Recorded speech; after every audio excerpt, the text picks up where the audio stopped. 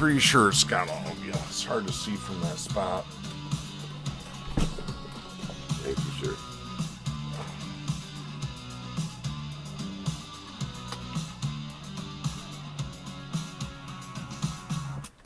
Good morning, Mid-Michigan, and welcome to another broadcast of Continuous Miracle right here on WGLM 106.3. We're glad you're here, and we're glad we're here. Me too. I got co-host Mike with us here this morning, Morning, folks. and got Dangerous Darren in here on the dials. Good morning. And we've got a guest with us today, Dr. Mark Young from Ferris State University. Yeah, good morning, and thank you for having me. Yeah, Mark, we're glad you're here. Mark's here today to share with us a little bit about the pharmacy side of addiction or treatment of addiction, and some of the things that we can have to help us cross that bridge, as you mentioned. Yeah. When we're new to recovery, sometimes we need a little medication to assist us in that, so we can lessen that harm reduction. Hopefully, get folks on the right path, and that's part of it here in the recovery community, as many of us have seen over the years. That's all part of it. So, Mike was in here this morning. I know he's had a busy week. I don't know if you need to know about it, but this guy is like hell on wheels when I'm not around. Thanks for that lead-in, Scott. Dr. Young was talking just before the show about addiction being like on one side of the river and recovery on the other. And we got to get to the other side. And he said there's a lot of ways of crossing that river, so to speak. And would you like to elaborate just a bit, Doc? I would. So, there's a lot of different kind of ways and analogies to think about medication. So it's hard to understand like neurotransmitters and chemistry. And to be quite honest, we as a medical community don't have it all figured out. Like, really? I just don't. I know it's hard to believe. I know it's hard to believe. But what I'm going to try to do is break down at least some of the things that we know into simple terms. I'm a simple guy, and I like to. You'll fit right in with Scott. Yeah. Good. You're in the midst of simplicity, right? Oh, I like that. So I like to be able to, explain things in a simple way and give the listeners some hope, give them some strength, some knowledge about how to get to the other side of the river. And if you're already on the other side of the river, trying to stay on that side of the river. Oh, you said the bridge goes both ways, didn't you? The bridge, unfortunately, goes both ways. So I guess a little bit about me. Could you? Yeah, what got you interested in, pharmacology in the beginning, and then brought you forward to be able to kind of focus on the recovery aspect, treatment of addiction? Yeah, so I started, I grew up kind of in this area, Mecosta County, and throughout high school, I was a good student. I was into chemistry and math, and I always had this kind of yearning to understand medications and what they do. It was just kind of amazing to me that you could take a little white pill and it would make your, sore throat go away. My back feels better. Right, or whatever it is. And it just was kind of a really fascinating to me how that could possibly work. So I went to Ferris in Big Rapids. I graduated with a Doctor of Pharmacy degree. I started working in pharmacy. And that was in the early 2000s, kind of late 90s is when I started my career. And so you were the actual guy with the white coat behind the glass. That's me, yeah. Okay, yeah. all right. And I worked in community pharmacy for a while, and then I worked in hospital pharmacy for a longer time. But that just happened to be kind of during the rise of the opioid epidemic. And as we know, that was this traumatic part of our history. Terrible part. It's so much. It's even a terrible part of American history. I believe, that's what I meant of our history. I'm not talking about myself. I'm talking about in some history that isn't even done yet. Right. And at the time, I will say, and of course, there's a lot of people that may disagree with me. I will say that it was rooted in good intentions, and what I mean is that as healthcare professionals, we want to make people better, right? So healthcare professionals, even the most well-intentioned ones, if someone comes with pain, they're going to want to make them feel better. But the unfortunate part, for a whole bunch of reasons, is that we did not understand the addiction potential of the agents. So they were overprescribed, they were overused. It was a terrible time in our history. And I saw that happen. Well, you lived through it. I lived Were through you it. actually part of the dispensary? I was. Yeah, I was. Okay. And I don't want you to feel bad about that. I'm no, just no. asking a question. But you know, yeah. but no, I'm glad you that get, asked you're me getting a about feeling doctor's bad. note. You're feeling, yeah, I Right. get it. I get it. But at the same time, you know, eventually you start to change and you start to think about things a little bit differently. Sure. And you start to think, because you know the Hippocratic Oath, do no harm. Do no harm. Right. So is this really helping or is this really not helping? So that kind of started to change. And I saw a few things happen, and I can't really get into those things because of HIPAA concerns, but I saw a few things happen. Saw a few things happen to people that I knew, and I said, man, this is not where we should be. We need a different kind of approach.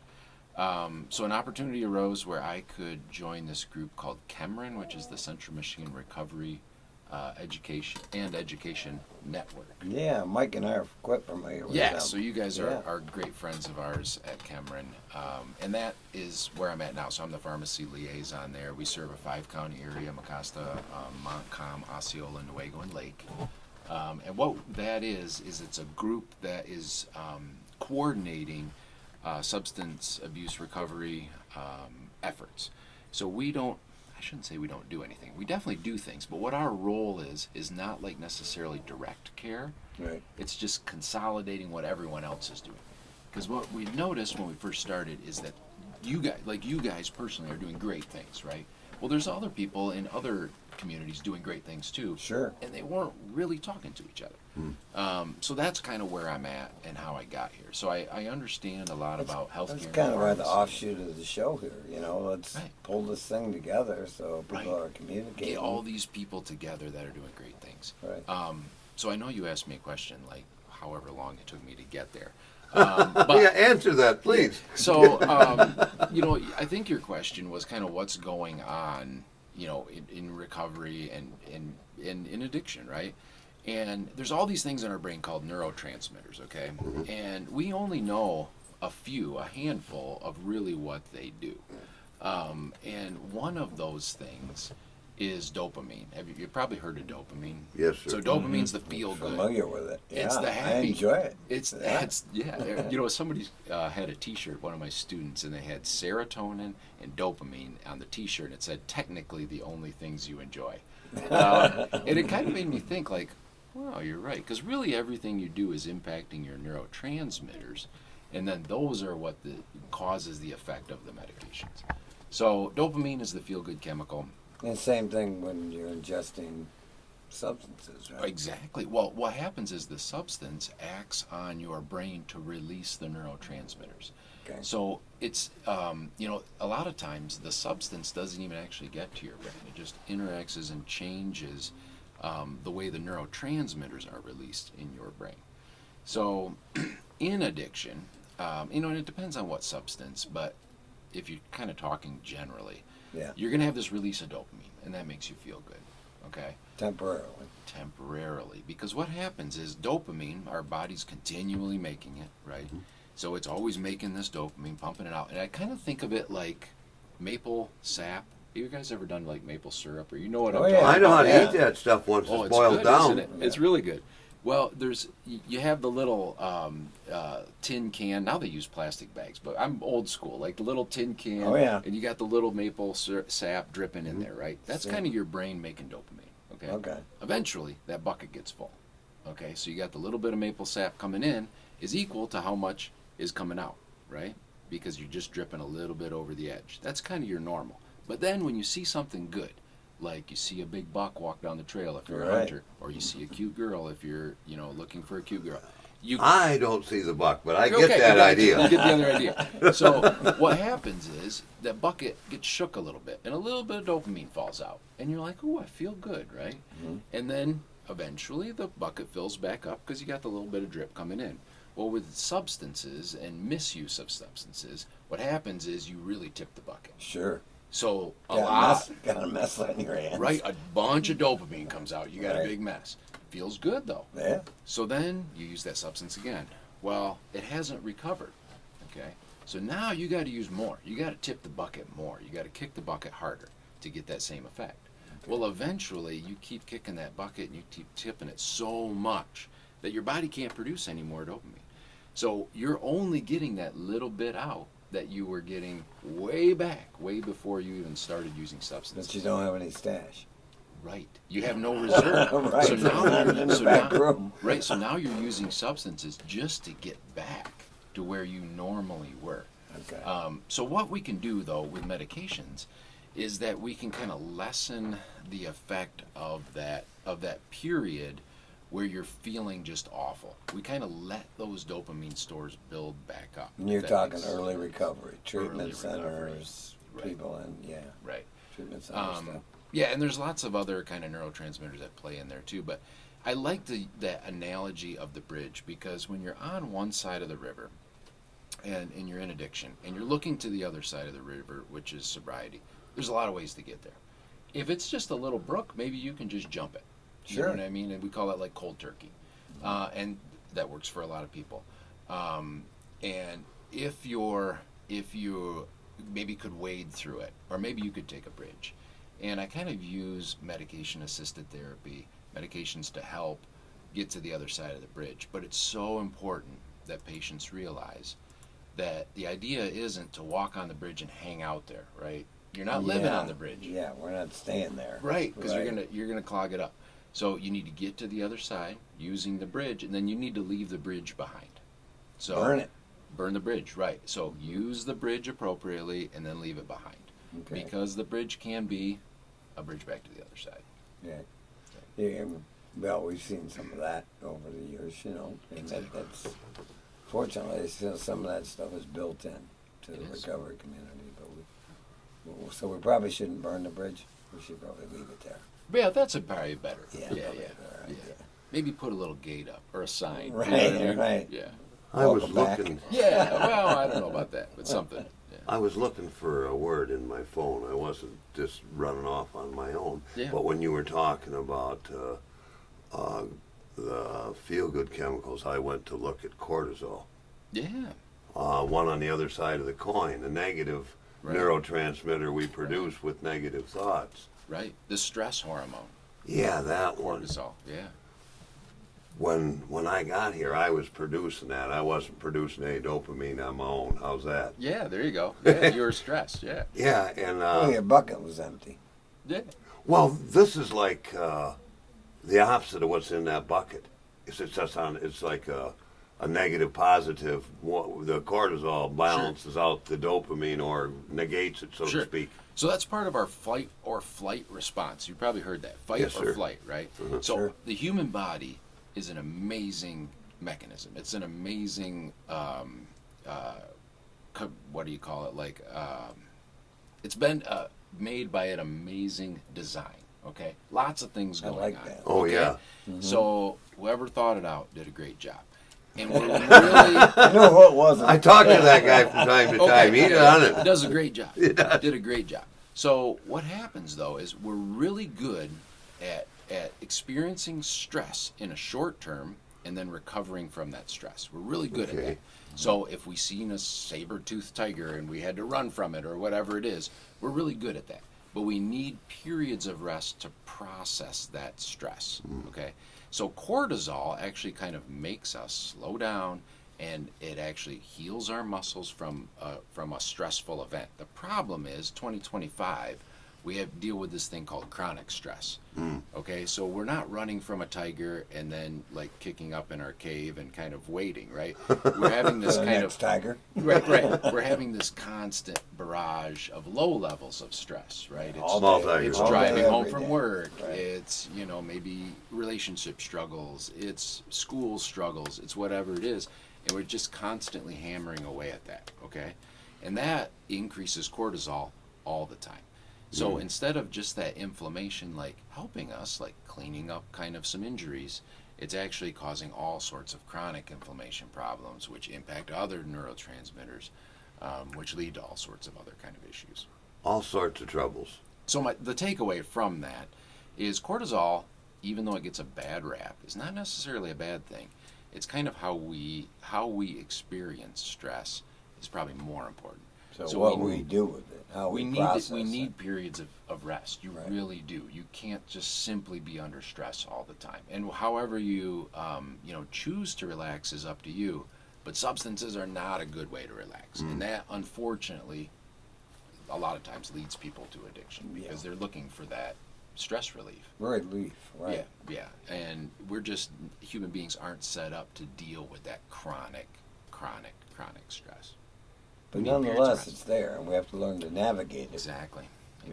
Yeah. So we need Without other, substances. right. We need other ways to do that. Before we came on the air, we had talked a little bit about like antidepressants, I think a little bit, and cognitive therapy. And I'm a pharmacist, right? So I'm a medications guy.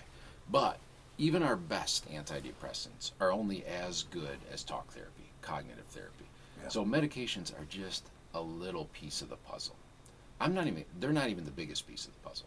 I think a lot of professional counselors will prescribe Right. whatever they deem necessary Exactly. for their client, and then that's what you encounter. Right. But if they're not talking through things, then Right. what's the point in taking the medication? Because Right. it lessens the effect of being successful if I'm understanding you correctly. Yeah. No, exactly. So you need to use all of the tools available to you. Mental health is not like an infection. So if you get an infection in your finger or whatever, you get a Sure. cut and it gets all bad, yeah, I can put a cream on that and it's going to heal it. Mental health isn't that. I don't have some magic thing that I can just. Continuing care. I can't do that. Right. So it's a constant process for sure. Hey, Mark, I'm so glad you're here with us today. I'm learning some stuff, and that's important for a guy like me. And me. It's a good day when we're learning something new. But Dangerous Darren on the dials here is telling me it's time for a break, so we're going to do that in a minute. We're glad you're here. Come on back. We'll talk a little more with the good doctor after the break.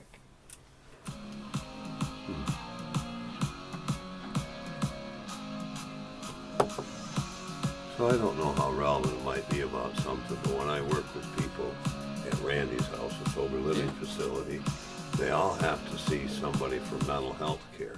And the standard that generally happens at mental health care is they get an interview with the therapist, and after a time or two of talk to the therapist, a psychiatrist comes in and does a med review. But they're shooting for the gold standard first.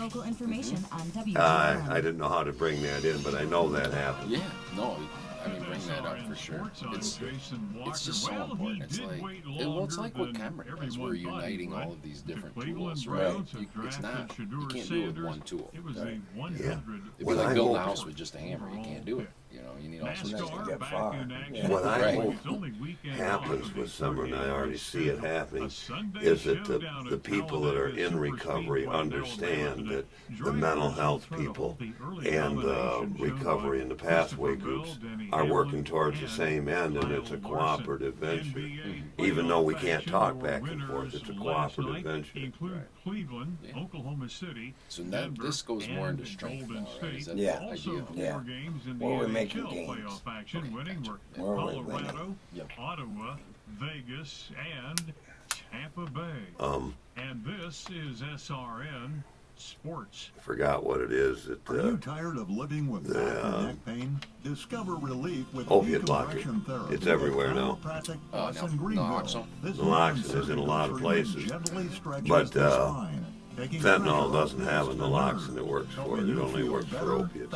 Well, so it will work for recent fentanyl, injury, the team at but Chiropractic it doesn't Plus work is here to help as you well. move freely And again. it will work Conveniently for located fentanyl next to overdose. Brad's Cleaners Okay, then at maybe we Greenville should South make Service mention Plaza that- in Greenville. Walk that in. there is Call some today inroads, but it for doesn't- consultation. Naloxone, that's the new Chiropractic kid Plus, on the your block. path to pain-free living Yeah. starts Well, here. it's been around forever. Narcan. Right. The one that you can see on the block now. Yeah. Sunday, today's high 63. He's everywhere instead Monday, of in the cloudy shadows. overnight tonight, a low Yeah, of it does work for 43. fentanyl. Mostly sunny, 1 but minute. breezy for the day on Monday, a high of 72.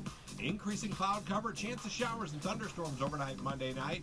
Continued breezy strength with is wind what we're gusts of doing 30 miles an hour and an today, overnight and low hopefully of what we're gonna do 61. moving forward. Cloudy skies, showers and thunderstorms early, becoming partly sunny in the afternoon today on Tuesday, a high of 73. You ready? Yes. Now, more of the music you love on WGLM. Did you know that Central Michigan Recovery and Education Network 30 at Ferris seconds. State University works in the community to help veterans, I should the probably homeless get ready and to housed, come back pregnant from and break. recently incarcerated Yeah. to maintain That would be very recovery? helpful. Visit That's your Cameron.org part. for more information. This program is supported by the Health Resources and Services Administration of the I'm U.S. gonna 15 mention the seconds. website and This stuff program award too. totaling $1,200,000 with 0% financed with non-governmental sources. The contents are those of the authors and do not necessarily represent the official views of, nor an endorsement by HRSA, HHS, or the U.S. government. For more information, please visit Well, all matters. hrsa.gov. Somebody.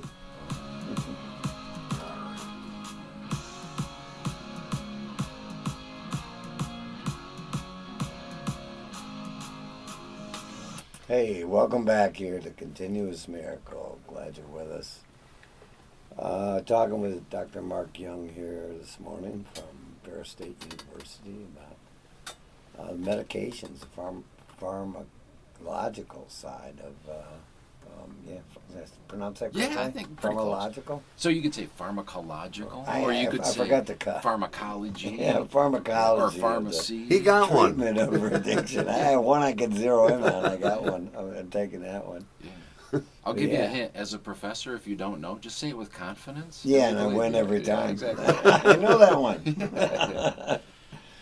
So we're trying to get some information out there that maybe a lot of folks weren't aware of yet today, and we're having some fun while we're doing it. At least Mike is. And hey, I want to make mention before we get back into this conversation about our website, continuousmiracle.net. Continuousmiracle.net. On there, you can find some resources. All the pre-recorded shows are available there for you anytime, 24/7. Also, we're up on Facebook Live today, I'm being told. And so that's a good thing. And then later in the week, we get posted to YouTube for the first time. So we're Great. getting out there. You can find us at Continuous Miracle, either in your Facebook toolbar, your YouTube toolbar, and you can see the shows anytime you want if you can't catch them live. And that's a pretty useful tool. So back to Dr. Mark here, though. Yeah. We were discussing before the break a little bit about neurotransmitters and things of that nature, which I'm becoming more educated about. Hooray. Hopefully some folks out there are too. Because there's reasons that we can identify and it makes sense to us today. As opposed to shooting in the dark and hopefully, we get one right every once in a while. Yeah. This is something we can actually understand and put into practice in our lives. Yeah, and I think one of the things that we understand too, and I know I've talked already a lot about kind of opioids, but in the case of alcohol addiction, Sure. Alcohol. It's still the number one Oh yeah. Substance abuse. is It's so alcohol. readily available. Yeah. So that impacts its own neurotransmitters, right? So it impacts dopamine. It impacts a number of other neurotransmitters. But one of the neurotransmitters it impacts is called GABA, and GABA I like to call the chillax chemical. So that's the one that just chills you out. Now, the way alcohol kind of works and how it's metabolized is that if you ingest a lot of alcohol right off the bat, you can actually have an imbalance of GABA and glutamate, and that can actually cause the opposite. However, Yeah, stimulation. right, you There can, we go. you definitely can. And that's kind of the differences in the different concentrations of alcohol and how quickly you consume them. But if we kind of forget about all that, alcohol kind of induces GABA, the chillax, okay? GABA itself is a precursor for another neurotransmitter, so which that is a building block for another neurotransmitter called glutamate. And glutamate really does the opposite, makes us anxious, makes us nervous. So what happens is, especially in the early stages of recovery, is you take the alcohol away. So you have a buildup of GABA from the time when you were using that alcohol. All of that GABA has to get chewed up and turned into glutamate, and that makes you anxious and it makes you nervous. Sure. But the strength part of that is that's short. That's a short term. It's not it's not going to be like that forever. So if you Well, understand, that's the thing. I don't mean to interrupt you, but yeah, go ahead. early recovery, I try to impress upon folks. Everything is temporary and situational. Mm-hmm. And if you can get that little piece through your head, Mm-hmm. you got a chance at getting better. Mm-hmm. You know, tomorrow will be a little better than yesterday, and Right. things of that nature. Pay attention to what's going on. Right. So, Yeah. So and that kind of treats the what you're describing. yeah, the yeah. chemicals. So, yeah, exactly. So as those chemicals come back into balance, it gets better. So there is a light kind of at the end of the tunnel. You know, another thing we talked about was norepinephrine, where norepinephrine's kind of your go. That's your fight chemical. Sure. Your stimulant. And that gets expressed in early recovery as well, because when you've been abusing, you kind of hold it down like you're holding your hand on a spring. Well, you take your hand away, it's going to spring up, right? Sure. And that's what happens. But again, as things come into balance, those rage episodes will go away. Is that why I was shaking and stuff like that? So that could be a whole nother thing, actually. So it doesn't just impact your nervous system. Alcohol impacts your entire body. So there's, a whole bunch of other things going on as well. We call that delirium tremens, and that is part of it, actually. Some of that norepinephrine is part of that as well. But a small part, Yeah, or hard to tell. that would be a whole nother episode, honestly. Okay, we'll be back. Yeah.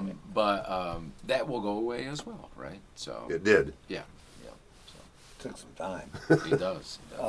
Back to what we were talking about with the opioid crisis. We've got naloxone. I see you've got, Yeah, so and it does treat fentanyl. Is Yes. that correct? it does. Because there's confusion out there. There is, and this is another kind of difficult concept to explain. So as we talk about neurotransmitters, a lot of people think like neurotransmitters are like keys in a lock, where you put the key in and it's just in there, right? So you have this GABA this GABA molecule moving around, and it interacts with a GABA receptor, and that's the way it works. It's really not like that. It's a lot more complicated.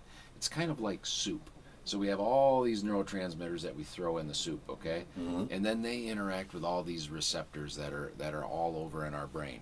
And they may interact for a long time, or they may interact for a really short time, okay? So like morphine's reaction duration at the site is seconds long, like less than 30 seconds.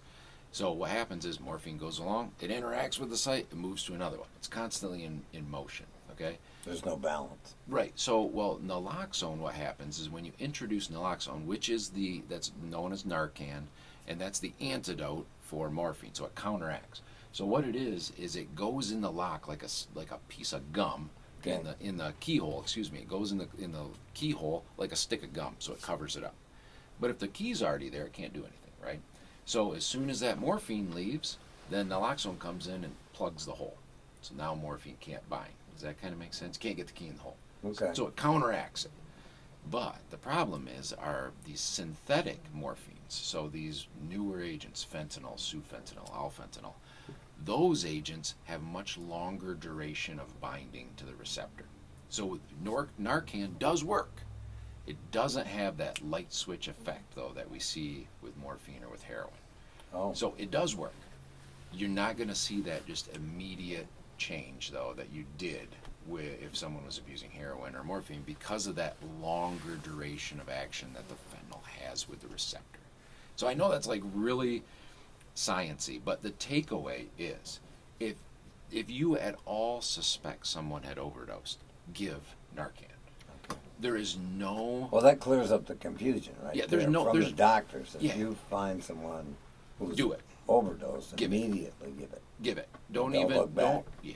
There is really no reason not to. If you're wrong, you will cause no harm. Okay? If that person was not an abuser at all, you have caused them no harm whatsoever. Okay. So if you ever have a doubt, just give it.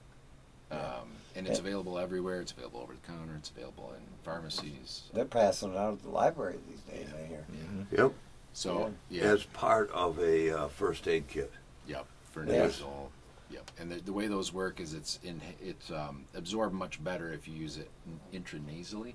So it doesn't really get absorbed if you take it orally like a like a tablet. So you either have to inject it or give it nasally. And most of those are all nasal injectors now. Even if you give it incorrectly, give it. You know, whatever you can do, try to get it to them. Don't question it. It's not time to get sciencey. It's time to act. Exactly, it's So time give to it act. someone And that is in the midst of it. right. It's a tremendous tool. It is an amazing tool. So That's don't good think, information. well, this guy might be abusing something. It might not work. Don't worry about that. Right. Give it. And the thing with Narcan too is make sure you follow up afterward at the hospital. Exactly. That is a great point, Darren. So if you're going to use Narcan, that's a trip to the ER. So make sure that We just don't give them a glass of water and call it good. no, not at Okay. all, because you didn't do anything to take away Right. that agent. So if you have a really long, like if like methadone has a really long half-life, so it hangs out in your body for a long time. So in the hospital, we would have to use Narcan drips. So we give a dose of Narcan. The person would come out of their coma. They would wake back up, and they would seem fine. 5, 10, 15 minutes later, they would slip right back into it. Because we never took the methadone away. We just covered up that keyhole for a while with that Narcan. Well, then the Narcan starts to go away. The methadone's still there. Sure. So it is completely possible that you could give someone a dose of Narcan. They pop up. Oh, wow, thank you. 15 minutes later, bam, right down into it again. Okay. So, yeah, make sure that you have follow-up care. Depending on how much they took, depending on how long they've been abusing, all those kind of things are difficult to That predict. can be determined at the hospital. Exactly. That's not a Right. on-site determination. No. Right. Yeah, respiratory depression is the thing that gets people with Right. opioids. So we want to make sure you get back to breathing, get them to the hospital, and then we can figure it out from there at the hospital. I've heard people say that when they stopped breathing several times, they said that they died several times. Yeah. And were brought back with now that makes better sense now. It really does. Yeah. So, that's how that works. Thanks. Well, it's good to know about naloxone and Narcan and what we can do with it, and if there's any question, just give it. Right. Apply. Yep. That's one class of drugs. There's other addictions going on still. Mm-hmm. Yeah. In besides the opiates, is there anything else that there's some preventative things being done right now? So, there are some things. If you go back a number of years, you might have heard the term antabuse, disulfiram. It was a medication. It's still on the market. And in the case of alcohol addiction, it kind of changes the way your liver metabolizes alcohol. It kicks off this thing that makes you sick. So the idea is if you ingest alcohol while you're taking this medication, it makes you sick. It's not widely used anymore because it didn't work for everyone. So some people it worked for, some people it didn't. So that was one of kind of the preventative things to prevent alcohol relapse. There are better agents now to kind of help people from a neurotransmitter standpoint that can help with kind of that glutamate, and they can help with some other things in your actual brain to lessen the impact during the early stages of alcohol recovery. So there are a couple of agents out there. I'm not going to say there's like some amazing, perfect agent. There's no silver bullet out there. There's nothing. Pharmacologically speaking. No. You there said really talk isn't. therapy was a silver bullet. It really is. It really is. Now, there are medications that can help. You need to view those medications, though, as the bridge. Yeah, They're not the other side. They're right. the bridge. So So you you're going to use mentioned the that short gold term. standard earlier, and Mike just hit on it about connectivity and talk. Yeah. Could you make Communicate. mention of how the talk therapy in many of its manifestations help alter brain chemistry? Yeah. About this bridge we were getting across to that. I'll just stop now. No, that's great. So we do have ways that we can impact our neurotransmitters. So we kind of forget about it, but we are, in some regards, we do have some control over that. And cognitive therapy, talk therapy, you can learn techniques that will actually impact neurotransmitters. So if you sit and you can meditate and you can get into a place where you're very relaxed, you're increasing your GABA level. So you're counteracting that glutamate by doing that. If you can talk yourself down from an angry state, right, you can actually decrease the levels of norepinephrine. So that is definitely part of it. You can impact those things through cognitive therapy. As a recovery coach, I've seen how people, that change goes on. They go to detox, they get the process started, and then they head for a longer term treatment. I was at Our Hope in Grand Rapids the other day on a tour, and they pointed out their detox ward is only a short walk down the hallway to long-term treatment. That is where the handoff usually falls apart for a lot of people. They get the detox, they get a start on it, and they don't pick up that cognitive therapy, you call it? Yeah, that's what we call it. It's talk therapy, psychotherapy, yeah. Or meetings. Counseling. Oh. That's all part of it. Yeah, Yeah. meetings, that's great.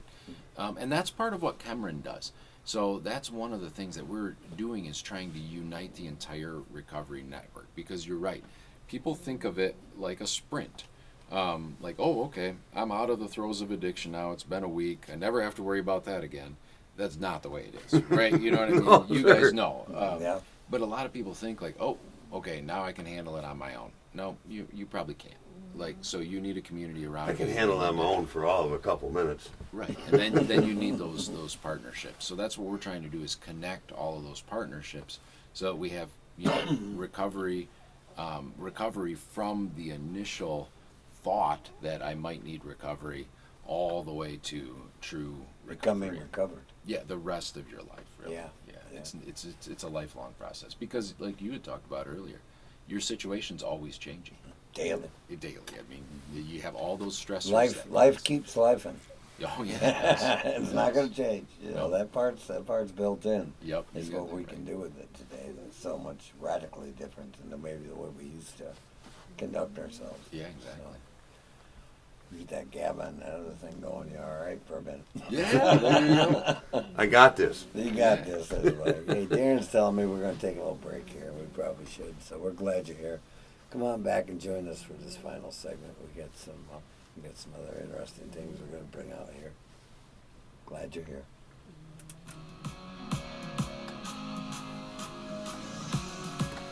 Oh, don't forget the phone number. Oh yeah.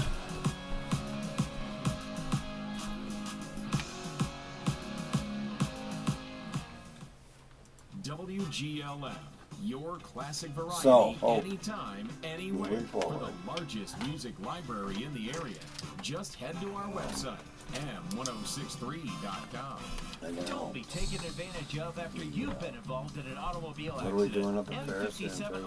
Autobody is a business Conversation day, community community with over conversation 60 day. years of combined I definitely experience. will. They're dedicated to providing you with honest and personalized service. We're Check just out their inviting inventory of ourselves. quality used cars. No, definitely. No, you guys should Go be to there. the dealership. Give them We a got call, the camera, we got the 989 mics, we 291 got 5125. 3 weeks. Drop in at Okay. 1614 It's East Carson May- City what is Road. it, It's the May 16th, and I think that's M57 Wednesday or Auto something. Repair. Here's comedians Is and it? sketchers getting comfortable. I should Presented by hit the Hands-Free website Skechers too. Slip-In. Hey, I'm I should probably check my calendar to make sure I'm available. Mr. Howie Mandel. Why did it take so long to invent something as Oh, it's a amazing as this? Friday. I know it seems simple, but it took I Skechers to think that's invent what you a said, better Friday. version. Okay. Skechers slippers, you just step So in, far, I'm you don't have to available. touch your shoes. And by the way, Perfect. slippers are for the whole family. Men, women, and kids. In all your favorite Skechers styles. Find take a Skechers Friday out slippers at that the week and Skechers work a store, Sunday. Skechers.com, or wherever stylish footwear No, is sold. RG Rentals in Belton delivers landscape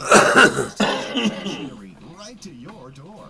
Excavators, large and mini skid steers, Skytrax, compactors, and more. Serving the area for over 20 years and delivering the special project equipment right to your door. RG Rentals. It's a WGLM Weather Center update. So I guess Sunny skies. Kara's for going to do Sunday, the today's high posting to our 63. website. Partly cloudy. 30 overnight seconds. tonight, a low of 43. From Mostly here. sunny, becoming breezy for the day on Monday. A high of That's a good 72. question. I haven't. told me. She said yes, but whether she still is or not is another Yeah. question. That's very true. You like that? Yeah. Okay. He knows better than we do. Early, becoming partly sunny in the afternoon. Station today on manager's gonna do Tuesday, a something, high of she said. 73. Well, we'll see. Now, more of the music you love on WGLM. She's a good kid.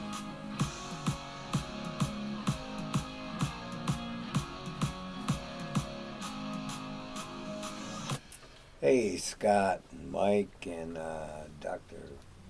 Mark with us here back on Continuous Miracle. We're glad you're here. We've been talking during the break about some upcoming events, and one of them is Darren said I failed to mention a phone number here, so I'll do that. Yeah. 616-754-1063 if you have a question for the good doctor or for Mike or myself. Give us a ring. We're always available on the phone during the show live. Don't hesitate to call. And also don't forget to visit the website at continuousmiracle.net. And I know Dr. Mark has a website he'd like to mention here too. So I have to mention the Cameron website. So it's Cameron, CMREN.org. So pretty easy. CMREN.org. Yep. So Okay. if you type that in, or if you type in like Central Michigan Recovery, that's usually enough in the Google machine It'll to get catch you ya? to. Yeah, Yeah. usually it gets you to the website. Yeah, I like stuff like that. It makes it easy, makes my life easier. Oh, No. there I am. Yep. Yeah. Now I do have a question for Mike. Do I have to call in, or can I just ask it? Just feel free. What was that number again? You got the button ready? Yeah. So, Mike, are you coming to Community Conversation Day? Yes, I am, and I hope Good. to bring Scott and Darren with me. Good. But I was told that I need to do a phone call or two. But thank you for reminding me, Doc. Yeah. So You're going to be there. I will be there. So wait a minute. We're going up to Ferris State University Yes, sir. to have a conversation? Well, they're having a conversation day. We'd like to hear what a few folks had to say. You're not just hearing. It is a true conversation. So we want to hear from everybody. Okay. But we do have now. Don't feel like you have to come up and present or anything like that. If anybody's listening, you're more than welcome just to listen. But it's a true conversation. We're having an expert panel talk about drug court and drug court's part of the recovery ecosystem and how they can help. So it is truly that, how they can help. And they have actual numbers to back up what's happening in the real world. Yes. So we don't make things up. Yeah, exactly. And it's all real. It's going to be great. How it's become effective over the years, because I've witnessed it with a lot of folks. Yeah. How that's been an integral part of their recoveries. Right, and a lot of people think court and they think punishment. Sure. That is not the focus. The mission of this is recovery. Recovery centered. Yes, definitely. So that's going to be one of the presentations, one of the talks. The other talk is going to be two different organizations that are really involved in substance use disorder treatment and recovery. And I'm not going to mention the organizations because I don't want to incorrectly mention them. But that's going to be another great talk. Some examples of what they're doing. Hopefully, In real time. Yes. Yeah. Some people that are boots on the ground. Some people that are really doing it. That's going to take place on May 16th. That's a Friday. It starts at like 8:30. We have some snacks and coffee and stuff, and then I think the talks start at 9. All of that information is on the website. Again, Cameron.org.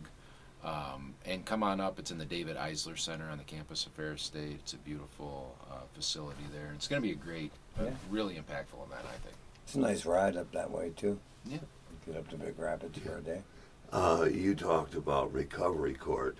I wasn't in recovery court. I went to actually see a judge, and it was his idea that I come to AA. Mm-hmm. And while I looked at it and viewed it as punishment in the day, it's one of the best things that ever happened to me in my life. It turned my life around to be introduced to AA and the hope of a recovery. Yeah, and that is, unfortunately, one of the factors that prompt people into recovery is the court system. There's usually an event or something like that, and that can push people into Liquor lover of the recovery. law is what sends the most of them to us. Right. So, Well, they're doing their jobs, Exactly. Public safety, I mean, that's what that's about. That's their job. It's not a reason to get upset about it. no. Nobody ever, came and dragged me in front of a judge. How you doing today? Exactly. Most of it was action-oriented that placed me there. So. Right. And I've encountered a lot of people with the same type of situations. So, but the court system is really, and I commend them, they've come a long way in Yes. their approach towards treating addiction offenses and trying to get people help instead of, like you said, the way a lot of things used to be done. Right, So. yeah. Whipping people with a stick tends to not work. You know what I mean? Yeah, It's the punishment approach just doesn't work, Right. unfortunately. So. Or the shame approach. Sure. No, that doesn't. And that's another thing that Cameron is really trying to do is reduce stigma. Right. Associated. Addiction is not something we like to talk about. Whether you're in addiction or you're not in addiction, no one likes to talk about it, and that's a problem. I think we need to be more open about talking about Right, addiction. that's what the show's about. We want to drag it out into the light. Nothing good grows in the dark. Nothing. No. So. No, I mean, you should be able to come. I'm sure Michael's discovered something, but I'm not aware of it. I'm a morale hunter. Yeah. There's mushrooms growing in the dark. Bring this stuff out into the light for people to talk about it openly. Exactly. And it lessens the stigma. Exactly. I mean, you should be able to comfortably talk to your friends or family about addiction, whether it's you or them. It doesn't matter. But having open conversations about addiction is necessary. Yeah, because it's always been prevalent, but coming through the opioid crisis, it really, brought things more to the forefront. Let's put it that way. Yep. I couldn't have much of a conversation about alcoholism or addiction until I got to A, because I was in constant denial that I was a part of it. Exactly. Yeah. If it was a conversation, it wasn't very quiet. It was rather loud and screaming. Right. And that goes back to stigma, with you're in denial probably because you were worried about what other people were thinking about you. You know what I mean? So. In retrospect, yes. Yeah. So if you can reduce that stigma, it just makes for a better idea. So some of the research I'm doing right now at Ferris with a bunch of great pharmacy students is a little bit of that, but it's also like uniting the entire network. So we're developing a survey right now to figure out the best path towards, and it is centered on opioid addiction, but the best path forward from a pharmacy standpoint. And we're actually surveying not just like people in recovery, which we are surveying, but we're also surveying prison guards. We're surveying some of the court system. We're surveying some of these people that are working in the early and late stages of addiction. So we're trying to get perspectives from the entire spectrum of recovery and figuring out the best agents to use. Trying to be proactive instead of reactive. Exactly. So, and we're trying to find characteristics that, if you're maybe addicted to this substance, this recovery path is a little bit better for you. Or if you're addicted to this substance, maybe this path is a little bit better for you. So just trying to figure out the best path for patients. And that's what we're doing with Cameron right now. What I'm doing with Cameron right now is trying to figure out that path from everyone's perspective. It's a big job. It is. It's a really cool project. But I get to work with some amazing students. We have great students up there at Ferris that are very passionate about this topic. And they put in a lot of work, more work than I do, admittedly, on projects well, like you this. had your turn. Right? I had my turn. I put my time in. Okay. I put my time in. So. I think you're still putting your time in effectively. Seems like he's here on a Sunday morning. Yeah. You're working. You're right. So they're doing a great job with that, and we're just trying to move it forward and unite everyone around this common goal of recovery. So it doesn't matter where you're at, we're all part of it. Literally, we are all part of it. And this is actually going to be part of a model, I believe, isn't it? Mm-hmm. I mean, that's a long-term goal. That is the long-term goal, is one kind of model that would unite all of these different players. We're not there yet. Oh, no. But that's the idea. Yeah, but we're trying. I was always told if I'm trying, at least I'm doing something. Exactly. Right now it's kind of like a glass of water with a bunch of cracks in it. We're just trying to fill in all those cracks so that we don't lose anybody along the way. Well, in the short time I've come to become familiar with you guys, actually I've seen some pretty amazing stuff coming down, what you already had accomplished and some of these newer things you're bringing forward, especially this pharmacological piece, because like you said, that crossing the bridge, and people, they need to understand that once you get across the bridge, it's a pretty good idea to stay over there for a while and see how things develop for you. Yeah. And pharmacy, we have a bad reputation in this arena. I can be very critical of my own profession because we were seen as, and still are seen as a lot of times, as pill pushers instead of, potentially helpful in the recovery network. Right. But I will say that no pharmacist wants anyone to be addicted. I truly believe that. So. I want to interrupt about the pill pusher. My late wife had a severed sciatic nerve. Drugs for her pain relief were incredibly effective at times. Mm-hmm. Thank you. Mm-hmm. Yeah. I mean, when used appropriately, and I talk to my students about this, there's proper use. Yeah. There's misuse, which may be accidental or whatever, you just don't know, misuse, and then there's abuse. And we need to get people to proper use. Mm-hmm. So it's all use, but there's proper use, there's abuse, and there's misuse. And the way to do that is through education, Exactly. or that talk therapy, I think is what you called it. Yeah. But yeah. Knowledge is communication, power, you know. Connectivity. Yeah. And trying to be personally invested in some of this Exactly. things that are going on in our communities. Exactly. There's always a place to be helpful. Yeah. If you're looking for it. Easier if I don't muck things up on the way there. Well, yeah. We all get there how we get there. But You if like do how I want used to- that word, Darren? Yes. Okay. Yes. I didn't have to reach You over didn't- for you the didn't button. even, yeah, you didn't even get the trigger finger on that. There's hope for all of I us. think he's getting better. What do you Yeah, I think he is too. So yeah, this thing on the 16th, then Yeah. it sounds like it's going to be kind of fascinating as far as from an educational standpoint. Yes. It's, you know, and I like it. So I'm a professor, right? So I stand Well, up. that makes sense. Education professor. Right. Yeah. So I stand up and I give information. Okay. This is that but only a little bit. This is truly a conversation. We want the community members there, so we can learn from them just as much as they're learning from us. Sure. So it's not a stand and deliver. We're going to tell you what to do kind of talk. It I'll bring truly- Mike on. He can pop off. Yeah, that's great. I want that so much because it's truly uniting the community, getting their ideas out there. We do have some topics, of course, and Sure. we have some speakers, but it's a true conversation. We're going to give you lunch. We're going to talk about at lunch. We're even going to talk about it too. So it's going to be good. Turns out, I guess we're going to go up there to Continuous Miracle to interview some of these folks and bring you some of the maybe more in-depth conversation with them. Some shows going forward. So it's another opportunity for Continuous Miracle. Oh, road trip. Oh, road trip. On the road. We ate pretty good last time we were at Ferris. It is good. It is really good. When you talk about community conversation day and not delivering information as such, I think there's going to be a lot of information delivered because when I hear things from different perspectives, I all of a sudden learn something. Oh yeah, it's going to be great. These are experts that are doing it, right? So it's not some crusty old teacher that is telling you about it. These are people that are actually doing it. So there's just so much to learn from the presenters about that are going to be there. They're just they're really doing it, and that's great. Now, I've heard you mention some of the talk therapy, and you and I spoke previously before the show aired. But talk therapy is great until you have to put things into action. And my own personal experience, it's what I was doing that changed my thought processes.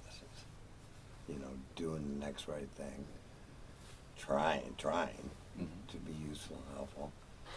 And that in conjunction, I imagine, I never needed pharmacological assistance, but that helped change all my thought processes.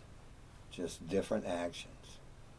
You know, going on how I conducted myself, how I went about doing, just trying to do the next right thing. It was simple as that. And because it was a foreign concept, 20-some years ago, of course. Sure. Today it's pretty well ingrained. But I've been at it for a while. Got a lot of But practice. yeah, I found that action helped change my thought processes. That- And I've seen it in lots of other people. I'm not, you know. Right. You give them something different to do or a different idea, and then have them take an action on that. Right. And get a different result. That changes things. Yeah. In real time. I agree with Okay. that. Yeah, I agree. I don't know if that's the GABA or the Goomlada, but I know it works. Yeah. Yeah, and you know that's another My very- technical friend. I'm not That's- sure what it is. I say that. Yeah, you're great. I love it. That's a great, very simple concept to realize too. Is that the human body loves positive reinforcement. It certainly does. So if you do something and it has a good outcome, right, that literally changes your brain chemistry. And the next time, you want to have that positive outcome, so you're going to reinforce that behavior. Right. Unfortunately, that can reinforce negative behavior at times too. Well, yeah. But yeah, if you have a path forward and you think about it, and the result is good, your body wants to have that happen every time. Right. Let's try that again. Yeah, You know what exactly. this guy told me? I couldn't think my way into better living, but I might be able to live my way into better thinking. I like that. I might write that. I might put that on a bumper sticker. But it's going Feel to take free. some time. We stole that It's from not an AA. overnight deal. Oh, yeah. I gotta write that down. That's good. I like that. I like that a lot. Yeah. Yeah. It's not an overnight deal, is it? No, sir. Every time he calls me, I call him, whatever, back and forth, he says, what are you doing? Because it has a large bearing on what am I actually doing to my neurochemical stuff. Sure. If I'm actually doing good, being good, and trying, I'm way, way ahead of where I was when I got there. You're right. Yeah. Yeah. No, that's good. I'm gonna write that down. I'm gonna use that for sure. Feel free. I will. Everything we're using here, we got somewhere I'm else. learning He more stole from that you from guys. Bob, I guess. The Bob. There's nothing original here. Borrowing material. Yes, we're sir. not, we're not stealing it, we're borrowing it. We're not copywriting it. We're just borrowing it for a minute. I might have to have Mike come up and do a guest lecture on yeah. pharmacology. Then you could handle that. I'd have a hoot with that. Can I bring me up? Right. Yeah, you could. That'd be great. Therapy dog. Yeah, unconditional love is what she brings, and that really rubs off on people and things. Sure. Along the line of what am I doing? Is it loving and tolerant? Well, yeah, and it helps. Yeah. I brought my dog. Are you miking it up?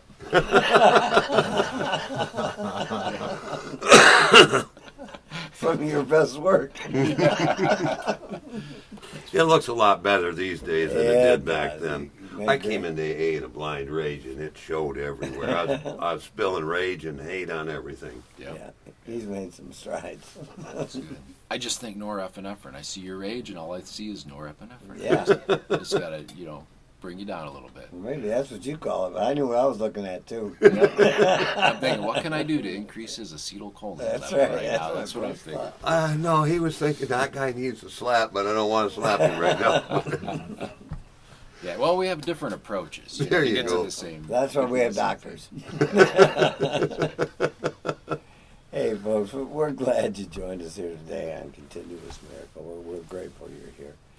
And we're going to go ahead and remind you of our website again, continuousmiracle.net. You can leave a note there for us, and we'll respond accordingly. And we'll be back here next week with Mr. Mike Elmer. Yeah, wrap up on And Spring wrap up- Symposium. Yeah, the great symposium that took place. So come on back and join us next week. Dr. Mark, thank you again, brother, for being with us. Oh, thank you for having me. And we'll see you up at Ferris. Take care. Thank you, sir. That was most wonderful. I had a lot of fun. Hope you liked it. I don't know. I feel like I go off on tangents. No, or something. Oh, we'll no. let you. You're just starting with us. Yeah, and I'll be in touch about you guys on the health deli. So Yeah. we don't do any recording till summer, so it'll be I don't know, June-ish. Okay. I'll Yeah. try to reach out, a month before. Well, and that goes right with the education lessons. Yeah, exactly. Like you said.